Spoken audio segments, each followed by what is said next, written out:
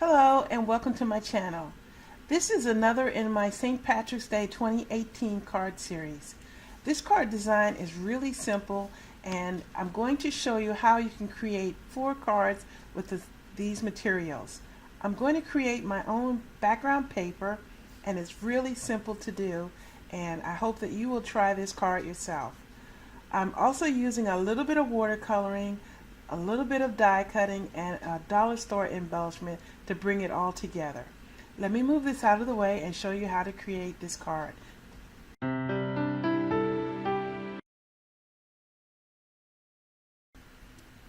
The inks I'm using today is going to be Versafine Onyx Black and these Memento inks. You don't need to use as many as I did here, but I liked how they look together. I have Bamboo Leaves, Tangelo, Pear Tart, London Fog, Cottage Ivy, and Peanut Brittle. I'll also be using Shabby Shutter's Distress ink, and I need a blending tool for that. I'm also going to be using a 2 1/4 inch and a 2-inch circle punch, some dollar bin stamps that I got, and I'll be using the Altenew Halftone Circles stamp set. This comes with dies, but I'm not going to be using the dies for this design. I also have a Celebrate die cut border from Lawn Fawn. This is an intricate die, but it cuts beautifully. I will also be using a Fisker's border punch. I guess this is a lacy border edge. I will be using some small shamrocks. I got this from Joann's. It was on sale. And some gold glitter tape and rhinestones. I think that is everything. If I forgot anything, I will bring it in and show you. So let me move this out of the way and start right in with how to create the card. The first thing I'm going to do is create the background paper. So I have a standard piece of cardstock, 8.5 by 11, and I have put the smaller of the circles from the stamp set onto my blocks, and I have all my inks ready. Now this is very simple, and you can do this for any design stamps that you have. You just need to be paying attention to the fact that you have some are small, some are medium, some are large, and when you're stamping you want to make sure that you stamp partially off the paper and rotate the stamps every now and again. It won't really matter with these circles, but for a pattern you would want to turn the stamp in your hand so that you get a variable look. So I'm just going to go through and just stamp all the colors one by one and let the music play, because it's very simple. There's nothing to really explain at this point. But you do want to start out with your largest color, with your largest stamp, to ensure that you have a good coverage. So you just go all around, just randomly, anywhere, it doesn't matter. And as I said, sometimes off the paper, because that looks more interesting than everything on the paper. Okay, so let's just go and see how it looks.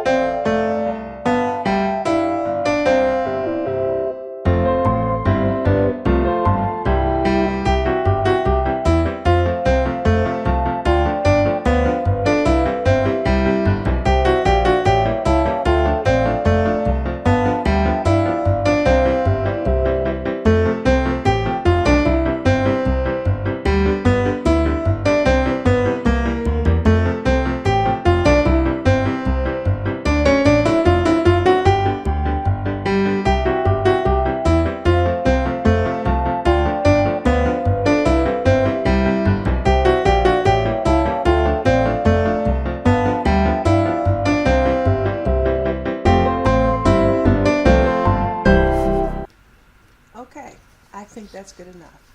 You just keep going until you're satisfied with the results. You can put in as much or as little as you want, But keep in mind that this is going to be cut up. So if it looks like it's a lot all together, once you get it cut, it won't be as prominent on the smaller pieces.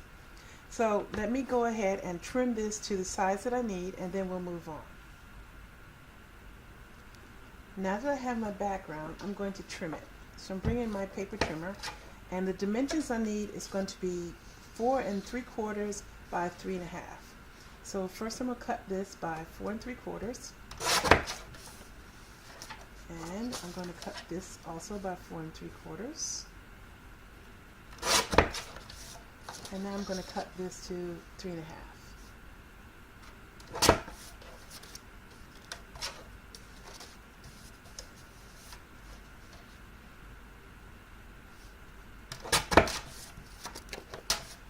While I still have my paper trimmer out, I'm going to cut this. This should be 4 3/4. So I'm going to cut this to 4 1/2. Cut it directly in 4 1/4. Just cut it right in half. And I'm going to trim this to 4 1/4 also. Now I don't like wasting anything, so I'm going to make another card with these paper scraps. So I'll get 4 additional cards using these scraps and other materials. And I'll show you that later. I should mention, this is all the waste that I got from the whole piece of paper, just these 2 little strips. Okay, now I'm going to do my border cutting on these squares. So this, I don't know if you can tell on this camera, but there is a direction to the pattern on this paper. So I want to make sure that I have them all go in the same direction. Doesn't matter whether it goes this way or that way, but they all need to be the same. So to use a border punch, there is a square here, and this will be where the cutting happens. So you want to be sure that you go further over than the start of that square. You can see it. There's a bad shadow here, but further over than here, and just push it all the way back and punch it. And after you punch it, you slide it either this way or that way. It doesn't matter. And as you see on the border punch, there is a pattern which corresponds to how the border is going to punch. So you just cover it with your paper. Make sure you get it straight and lined up, and punch. And you see there's a little bit in the middle, so now you just go on the other side and line it up again. In this case, I think I just need to go further in to get that side, and just give it another punch. There we go. All right, now I'm going to punch all 4 of these. Okay, now there is a punching. Now I wanted to show you one quick thing. Let me grab a piece of blank paper.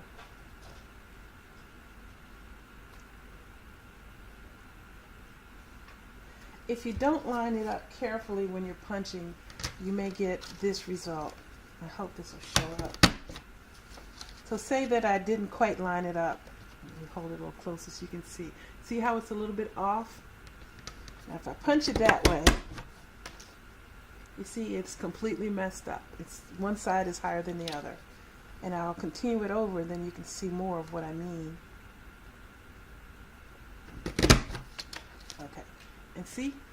So if this happens, it means that you didn't line up the picture in the punch properly, or your paper was not flush to the back.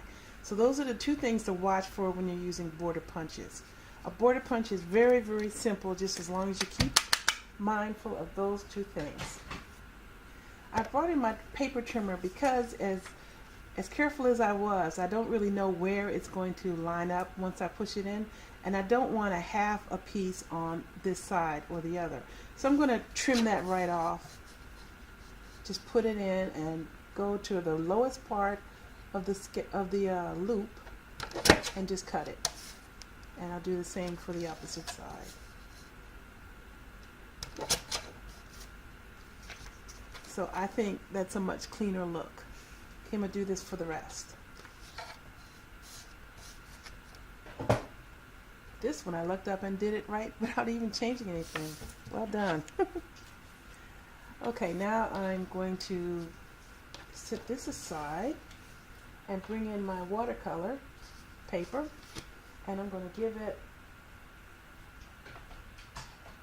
4 punches with my 2-inch circle punch. This little bit is very tight, so this should be an exact 2 inches, but I have to pull it close and make sure that I can see what I'm doing, because this is really tight. Okay, and now I need 3 more circles.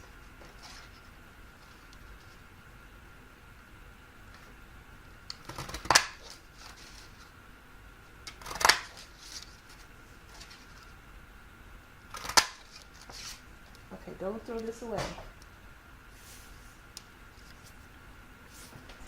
Now this hat stamp, I want to be sure that I line it up just perfectly centered in the circle punch. So I'm going to use my Stamp-O-Majig tool. The Stamp-O-Majig is a stamp positioner tool. It works very much like the Misty. This was, in fact, you could call this the original Misty before they came out with that. But this is a very simple tool to use. It has 2 parts, a handle and a piece of film.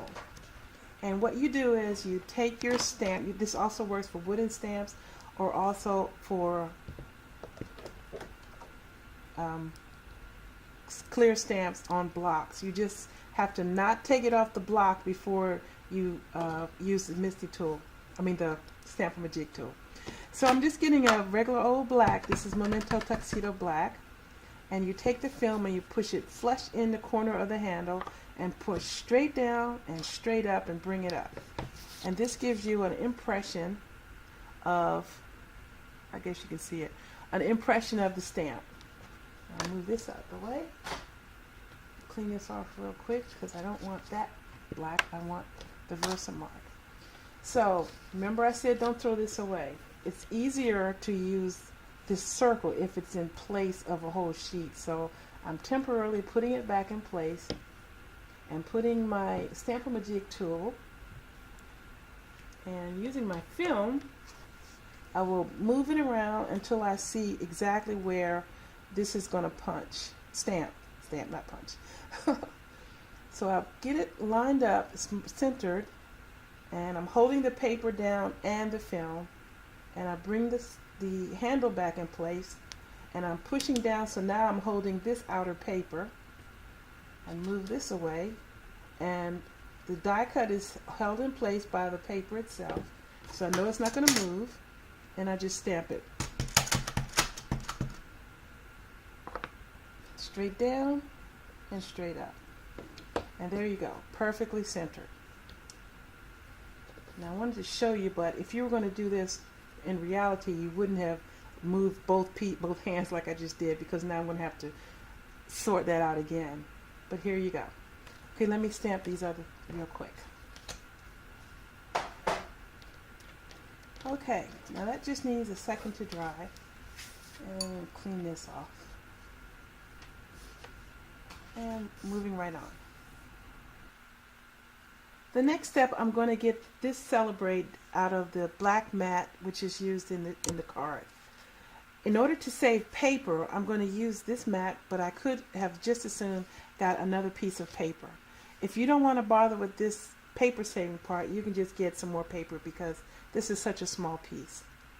But this is almost an exact fit for the dimensions of this white pattern paper. So I'd have to be really exact when I put this down so that this cut edge doesn't show in the corners once the mat is in place. So to make sure that that doesn't happen, I'm going to make sure that let me look at this again. Yes, this is the Celebrate part. So I'm going to do a little bit offset with my top plate so that this part will not cut. The cutting happens between the 2 plates which are pressed together. So I'm going to set it a little bit off, so that means here it won't cut at all. So I'm going to pull this up so that I know that it's not going to be showing on the right side, and that looks like it's good. Yeah. And now I'm going to stagger the top plate so that I just get this much cut. and I'll just run it through. This, you know, this was a lot more difficult to explain than to just go ahead and show you. So I'm just going to run it through, and then you'll see what I'm talking about. Okay. Now take the die out, and see it is still attached at one side. So I'll just pull it out and grab my scissors and just cut it loose. And if I will bring this here, you can see that that will be completely covered and there will be no cutting parts showing. So that's how you can save paper. So let me go through and cut all 4 that I need, and we'll move to the next step. Okay, now that that's done, I can move on to the watercoloring. So I'm using watercolor pencils. Scratch myself. Ooh. Okay, so watercoloring with pencils is very easy. You need 3 shades of whatever color you're using to give natural shadows. So you start out by going all over with the lightest color. And I'll just show on one, and then I will speed it up so you don't have to watch me do all 4. Okay, this is a pretty large area. I guess I should have started with a smaller stamp, but here we go. So I've gone all over with the light, and then I'll get the medium and shade in from the left and the right.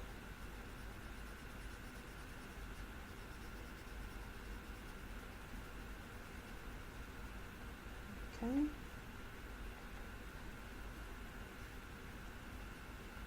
And this creates a natural highlight in the center of the item, which is where the light will catch. And again from the rim.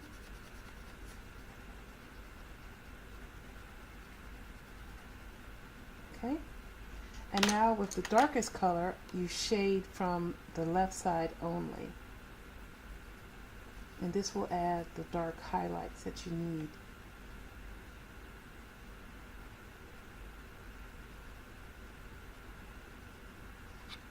Okay, and also around the rim. And I'm also going to give it just a little bit along the rim here.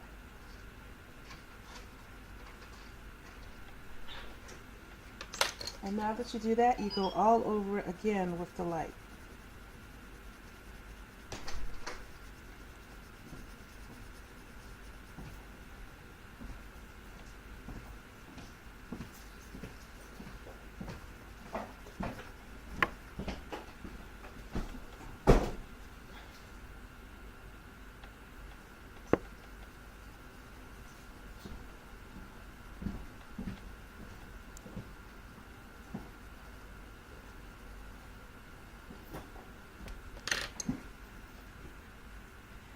Now that I have all the colors in place, I brought in some paper towels and my water brush, and I'm going to blend the colors out.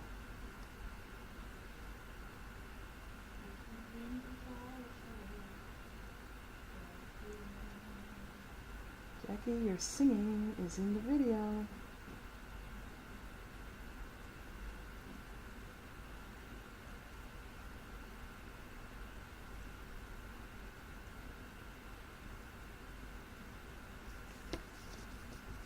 Okay, now I'm going to go and do all 4 hats.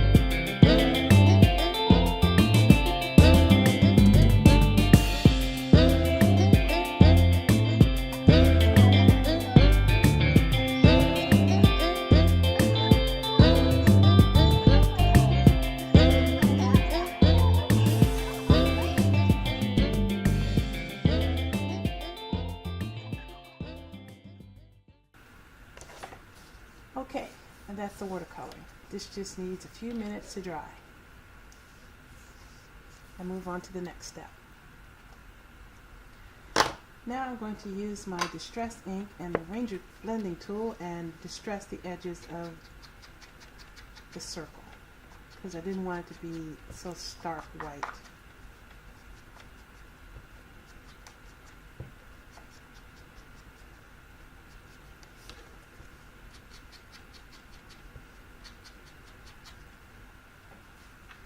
Now I have one other thing to prep. I need to bring in the larger of the circle punches, the 2 1/4 one, and punch out 4 circles for the mat for these hats. Be sure that you're well inside so it'll be covered by the outer papers. This is the same sort of paper saving that I did for the Celebrate. Again, you could just grab another piece of paper if you didn't want to do it this way. Or if you decided you wanted a different color other than the green that's in this background. You could, of course, could also get the black if you wanted. Now,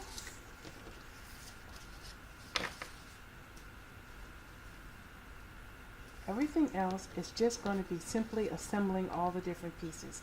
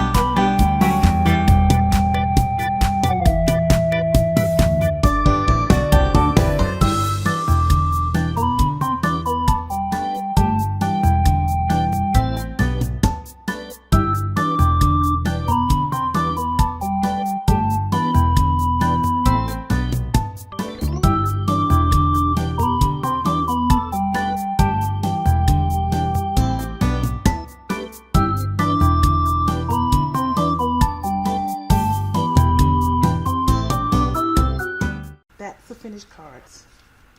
It is very easy to make 4 cards out of 1 sheet of paper. You just need to have everything that you need in order and step through one step at a time. I hope you'll try this layout yourself. It's very simple. You could replace all of the St. Patrick's Day items with whatever sentiments that you had, whatever embellishments you had in it, whatever focal image you wanted to put there. I'd like to thank you for watching. Please subscribe to my channel. I appreciate all the comments that I'm getting. I respond to everything that I see, and I really appreciate all the positive comments. I'd like to thank my brother David again for the music that he provides, and I hope you are enjoying it as well as I am. Take care, everyone, and have a great day.